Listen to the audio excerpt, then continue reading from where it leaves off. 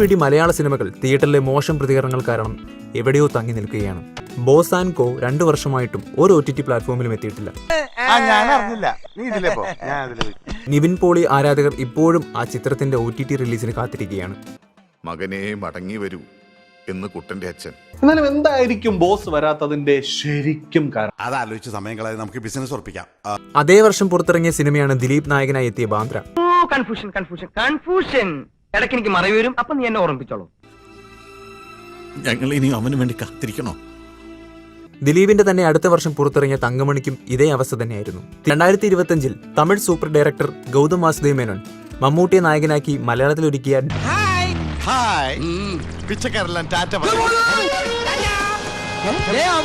ഒരിക്കൽ ആമസോൺ പ്രൈമിൽ എത്തുന്നു എന്ന രീതിയിൽ ചില വിവരങ്ങൾ പുറത്തു വന്നെങ്കിലും ഇതുവരെ എവിടെയും ചിത്രം എത്തിയിട്ടില്ല.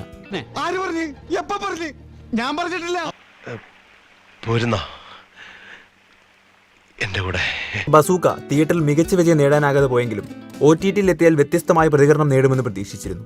ദൈവമേ, ഒന്നും ഒരു ചായ കുടിച്ചും പോടാവേ വിളിച്ചത് കേട്ടോ. ചിത്രം C5-ൽ എത്തുമെന്ന് പറഞ്ഞിരുന്നുവെങ്കിലും ഇതുവരെയും ഒരു പ്ലാറ്റ്ഫോമിലും ബസൂക്ക റിലീസ് ചെയ്തിട്ടില്ല. അല്ല, അത് ഞാൻ ചുമ്മാ പറഞ്ഞതാ.